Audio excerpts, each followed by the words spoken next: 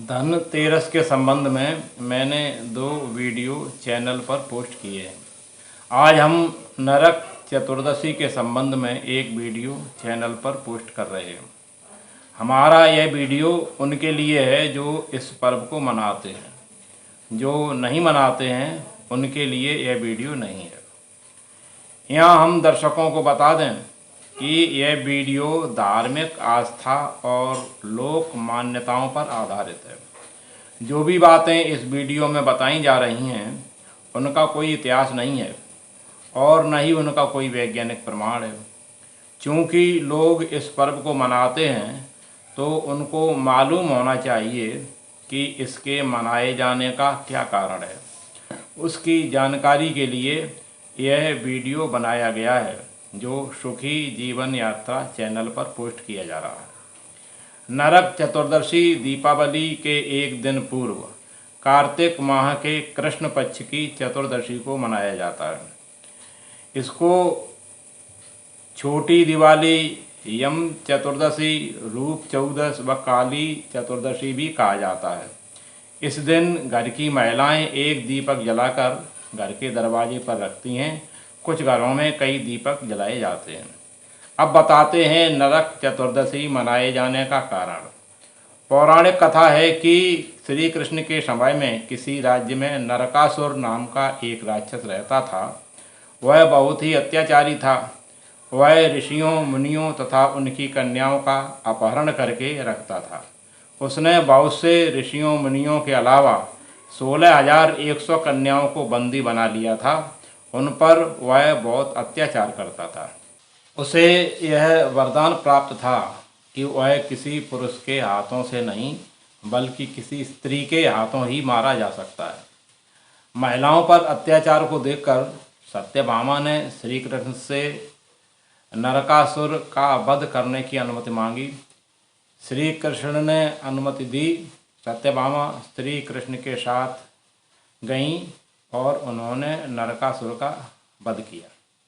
चूँकि इस दिन कार्तिक माह की कृष्ण पक्ष की चतुर्दशी थी, इसी दिन उसका वध हुआ, इसलिए इस दिन को नरक चौदस या नरक चतुर्दशी कहा जाने लगा।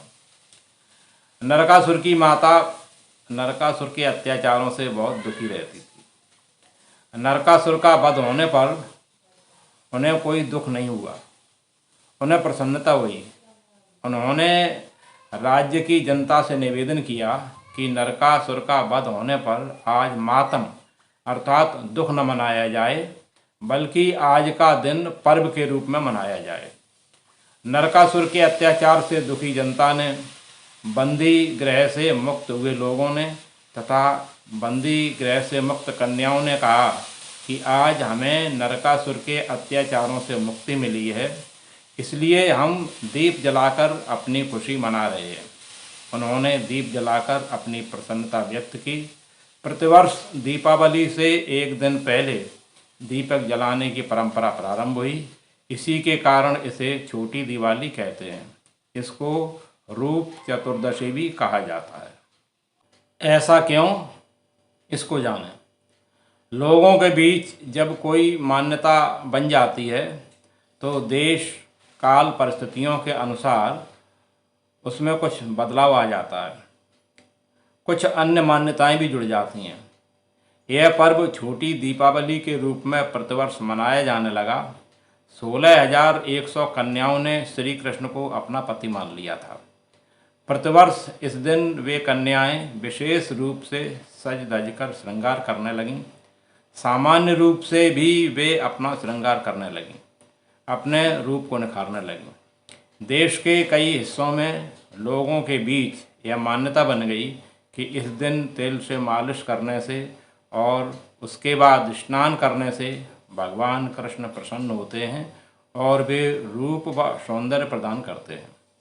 फिर आमतौर पर महिलाओं के द्वारा सूर्योदय से पूर्व उठकर उपटन लगाना, स्नान करना, तेल लगाना, रात्रि को दीपक जलाना यह परंपरा बन गई। हम सब जानते हैं कि उपटन लगाने से, स्नान करने से, मालिश करने से रूप में निखार आता है। इसके कारण देश के उन क्षेत्रों में इसका नाम रूप चतुर्दशी हो गया। इसलिए इसको रूप चतुर्दशी भी कहा जाता है। अब यह जानते हैं कि इसको काली चतुर्दशी क्यों कहा जाता है। बंगाल में इस पर्व को काली चतुर्दशी कहा जाता है। वहाँ पर यह पर्व काली माँ के जन्म दिवस के रूप में मनाया जाता है। उनका मानना है कि कार्तिक माह के कृष्ण पक्ष की चतुर्दशी को ही माँ काली का जन्म हुआ था, इसलिए इस दिन को वे काली चतुर्दशी के रूप में मनाते हैं। इस दिन दीपदान करने से नरक के कष्टों को सहन नहीं करना पड़ेगा, यह मान्यता कैसे बनी और इस पर्व को यम चतुर्दशी क्यों कहा जाने लगा, अब यह जानते हैं। चूँकि राक्षस का नाम नरकासुर था, नरकासुर अर्थात नरक का राक्षस। लोगों ने जब नरक चतुर्दशी के दिन कुछ लोगों को दीप जलाते हुए देखा और नरक के असुर के बारे में जाना, तो उनके अंदर यह धारणा बन गई कि इस दिन दीपक जलाने से नरक के कष्ट नहीं भोगने पड़ेंगे। फिर उन लोगों ने इसी मान्यता के साथ दीपक जलाना प्रारंभ कर दिया। आज भी बहुत से लोगों की यही मान्यता है कि इस दिन दीपदान करने से अर्थात दीपक जलाने से नरक में अर्थात यमराज के लोक में नहीं जाना पड़ेगा। इस आधार पर देश के कुछ हिस्सों में इस दिन को यम चतुर्दशी भी कहा जाता है। अब यह समझें कि नरक चतुर्दशी की क्या प्रेरणाएं हैं, उनको जानें। अनाचारी अत्याचारी का अंत निश्चित है। बुरे कर्मों का फल बुरा ही होता है। नरकासुर का भी यही हुआ। हमें चाहिए कि हम बुरे कार्य न करें, किसी पर अत्याचार न करें, अनाचार न करें। सत्यभामा ने उस शक्तिशाली राक्षस नरकासुर का वध किया जिसने 16,100 कन्याओं को बंदी बना रखा था। इससे यह प्रेरणा मिलती है कि अनाचार अत्याचार के विरुद्ध महिलाओं को भी साहस जुटाना चाहिए। उन्हें अपने आप को कमज़ोर नहीं समझना चाहिए, हिम्मत नहीं हारनी चाहिए। जो भी अनाचारी अत्याचारी से हमें मुक्ति दिलाए, हमें उसका उपकार मानना चाहिए, उसके प्रति कृतज्ञ होना चाहिए। श्री कृष्ण ने बंदियों को तथा कन्याओं को मुक्त कराया तो उन्होंने उनका उपकार माना। वे सब भगवान श्री कृष्ण की पूजा करने लगे। हमको भी चाहिए कि अनाचार अत्याचार से संघर्ष करने वालों का सम्मान करें। जागृत महिलाओं को चाहिए कि वह महिलाओं के हितों की रक्षा के लिए आगे आएं। ये ही नरक चतुर्दशी की प्रेरणाएं हैं। हमको चाहिए कि इन प्रेरणाओं को समझें और उनको अपने आचरण में उतारने का प्रयास करें।